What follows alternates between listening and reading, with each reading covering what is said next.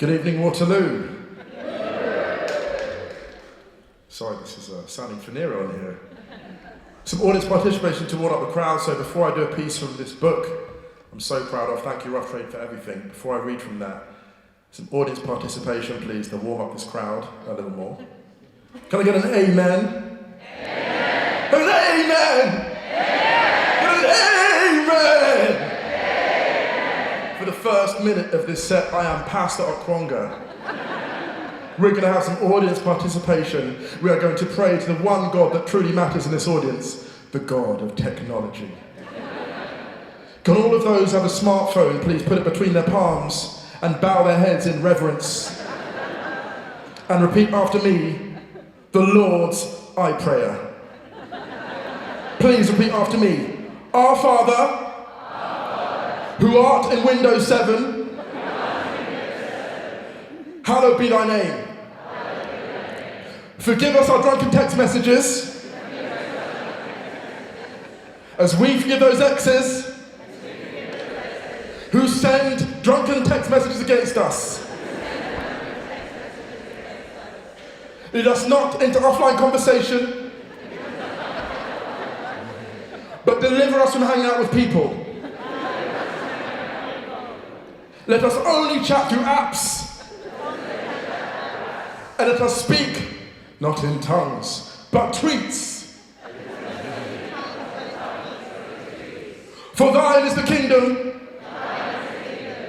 the rapid decreasing battery power, and the glory, forever and ever. Amen. Thank you.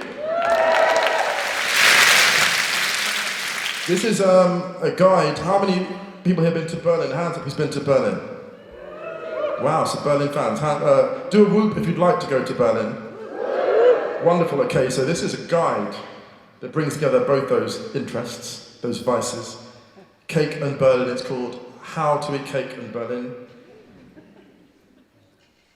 And it goes like this. Thank you so much for listening, and thank you, Rough Trade. How to eat cake in Berlin.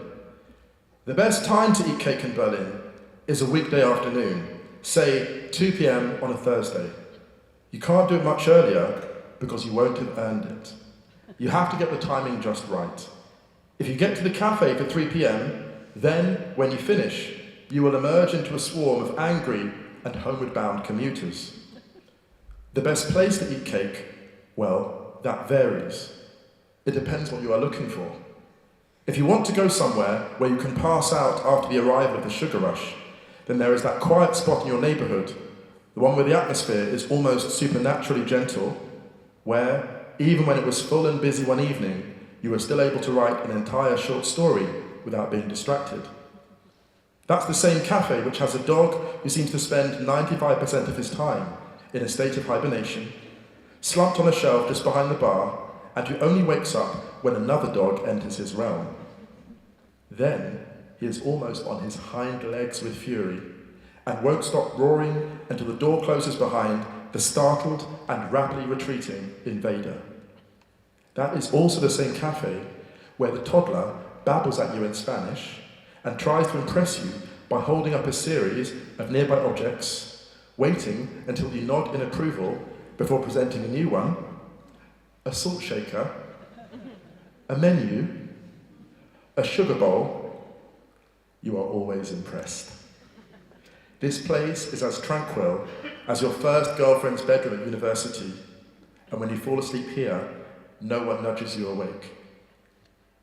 If you want to eat cake in a place where you can dream, then you wander down the street to a cafe which also serves salty stew and cups of hot chocolate so thick you can almost stand up a spoon in them. This cafe is where you will spend many afternoon hours gazing out of the window and planning new adventures. It is the same place where you are sitting, where you heard from a dear friend for the last time, when he sent you a text message from his deathbed to remind you that, on that particular day, you were doing exactly what you were meant to be doing with your life, not worrying about making money or what everyone else was achieving in their careers, just being. If you want to remember Ian, you go and you eat cake there. If you want to eat cake in a place that reminds you that love is possible, Go to that cafe across town where they drown each slice of apple pie in whipped cream, that one whose back room is filled with 70-style sofas and which is graced with a small cabaret stage. In this cafe, over cake, love twice came close. Or, to feel similar, catch a tram 15 minutes from your flat, where you spent a Sunday afternoon sharing sakatorta on a first date with someone who understood you. If you want cake for its own sake, which of course is reason enough, then go 3 stops down the line for a serving of marzipan moan, its thick speckled layers of sponge dissolving the moment they touch your tongue. If you want cake, which rewards your loyalty, then go to the cupcake store nearby, where every week you get a free helping because you're there so often, and where you were just beginning to build up the courage to ask out the woman who you'd seen working there for years, and then she left her job. To eat cake in Berlin properly, never reveal where you eat. If you must, then guard your preferred locations with the jealousy of an insecure lover.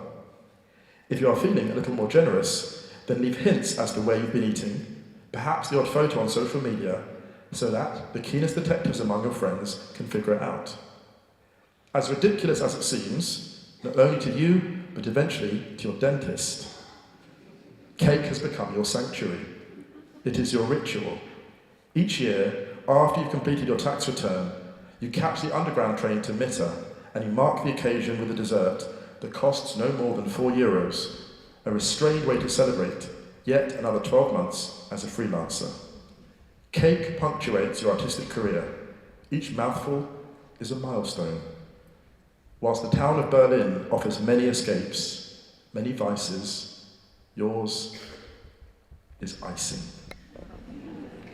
Thank you.